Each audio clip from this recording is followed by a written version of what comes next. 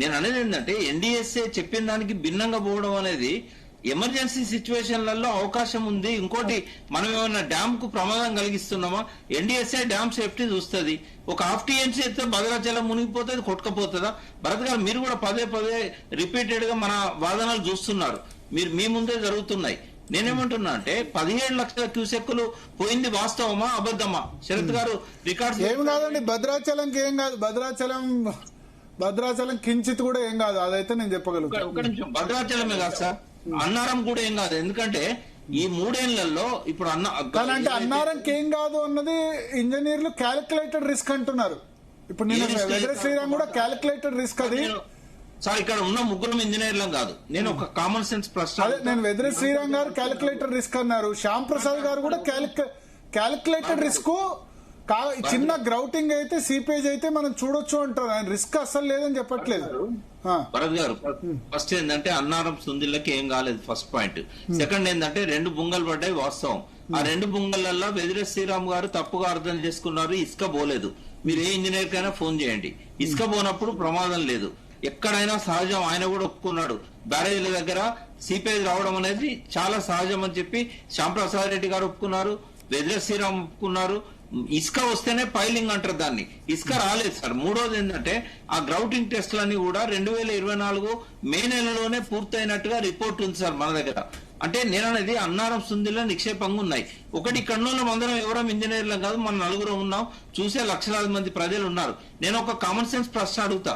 13 లక్షల క్యూసెక్కులు 17 లక్షల క్యూసెక్కులు అన్నారం మీదకెళ్లి సుందిళ్ల మీదకెళ్లి ఎల్లంపల్లి ద్వారా గత 2-3 సంవత్సరాలలో పోయినాయి సార్.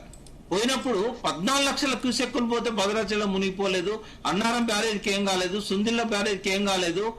ఇప్పుడు ఎట్లయిద్దండి? ఒక హాఫ్ టీఎంసీ 8 టీఎంసీలో నింపుతే ఎట్లయితుంది? అది కామన్ సెన్స్ క్వశ్చన్ కదా. నేను అనేది దీనికి రాకెట్ సైన్స్ ఇంజనీరింగ్ అవసరమా? 17 లక్షల క్యూసెక్కులు అంటే ఎన్ని టీఎంసీలు సార్? డివైడెడ్ బై 11,500 తో చూడండి. భరత్ గారు ఒక నిమిషం. భరత్ గారు చెప్పండి సార్. ఇప్పుడు మీరు శ్యామ్ ప్రసాద్ రెడ్డి గారిని ఇంటర్వ్యూ చేసినారు, వెదిరే శ్రీరామ్ ను ఇంటర్వ్యూ చేసినారు. నేను వాళ్ళిద్దరి ఇంటర్వ్యూలను చాలా క్షుణ్ణంగా వర్డ్ విన్నాను. ఇద్దరు కూడా ఒక విషయంలో ఏకీభవించిన విషయం ఏంటంటే కావాలనే దురుద్దేశపూర్వకంగానే ఈ రిపేర్ వర్క్ చెయ్యలేదు, వాళ్ళు ఆలస్యం చేసినారు. ఈ రిపేర్ వర్క్ అంటూ డ్యామ్ సేఫ్టీ అథారిటీ వాళ్ళు ఇచ్చిన ఆధారంగా, వాళ్ళ రిపోర్ట్ ఆధారంగా కనుక జరిగి ఉంటే జూలై 2024 వరకే ఈ ప్రాజెక్టులు రెడీగా ఉండేది అన్నమాట మాట్లాడినారు. ఇవాళ ఒక పక్కనేమో వెదిరే శ్రీరామ్ గారు in his own right he is an expert. ఇప్పుడు శ్యామ్ ప్రసాద్ రెడ్డి ఈ రిటైర్డ్ ఇంజనీర్లు కూడా వీళ్ళు ఏదో ఆర్ఎంపీ డాక్టర్లు కాదు కదా, వీళ్ళకు కూడా జ్ఞానం ఉంది కదా. వీళ్ళని అపోజ్ చేసేవాళ్ళు ఏమంత గొప్ప జ్ఞాన సంపద గలవాళ్ళు అండి. రాజకీయ కారణాలతో రాజకీయాలు మాట్లాడుతున్నారు. తర్వాత ఎట్లయితే అదే గబ్బర్ సింగ్ సినిమాలో ఉంటది కదా, సోజావుపేట గబ్బర్ ఆయగా అన్నట్టుగా నీళ్లు వదిలితే భద్రాచలం మునిగిపోతుంది అనే మాట మాట్లాడినాడు. దాన్ని తప్పు, అది శుద్ధ అబద్ధము. అసలు భద్రాచలానికి రవ్వంతా కూడా ప్రమాదం లేదు అనే మాట ఇంత ఎక్స్పర్ట్ అంటే engineering participated in the Kaleshwaram project work, వాళ్లకు లేని అపార జ్ఞాన సంపద ఈ రాజకీయ నాయకులకు ఎక్కడుందండి? మీరు అనవసరంగా దీన్ని రాజకీయం చేస్తా ఉన్నారు. కేవలం భద్రాచలం టాపిక్ తీసుకురావడము, హిందువుల మనోభావాలను ప్రజలను మభ్యపెట్టేసి భయపెట్టేసేసి ఇప్పుడు తమ బాధ్యతల నుంచి తప్పించుకోవడానికి చేస్తున్న ప్రయత్నమే తప్ప దీనికి సైంటిఫిక్ బేసిస్ లేదు. అంతేందుకండి, ఈవెన్ ఈటెల రాజేందర్ గారు కూడా అన్నారు ఇట్లా ఇంత జరిగింది, దీనికి మేం బాధ్యులు అని. తర్వాత ఇంకొక విషయం కూడా మనం గ్రహించాలి. ఆ ప్రాంతంలో ఉన్నటువంటి బీఆర్ఎస్ ఎమ్మెల్యేలందరూ మేము మూకుమ్మడిగా రాజీనామా చేసేసి ఇక మళ్లీ కంటెస్ట్ కూడా చేయమని అంత పెద్ద తొడలు కొట్టే సవాల్ విసిరినాడు. ఇప్పుడు రేవంత్ రెడ్డి ఆ ప్రశ్నకు సమాధానం చెప్పాలా? జోక్ అది. అట్లే కాదండి, ఇప్పుడు రేపు క్యాబినెట్ లో గానీ లేదా ఇతరత్రం గానీ ఈ కాళేశ్వరం ప్రాజెక్టు విషయంలో ఒక నిర్ణయం తీసుకోకపోతే ఇది వాళ్ళకే ప్రమాదం. ఆ ప్రాంతాల్లో ఉండేటువంటి ఎమ్మెల్యేలు ఆ ప్రజలను ఎదుర్కోలేరు.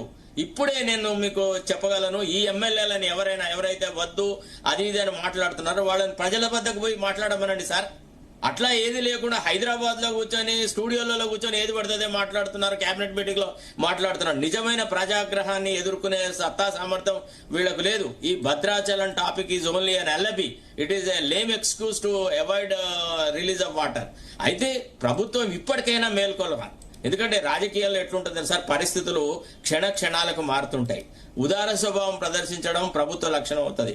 ప్రతిపక్షంలాగా ప్రతిదానికి పంతానికి పోవద్దు, విజ్ఞత ప్రదర్శించి ప్రభుత్వం ఆలోచించాలి. తర్వాత నాకు ఈ రోజున ఇన్ఫర్మేషన్ ప్రకారం already they are in touch with NDSA.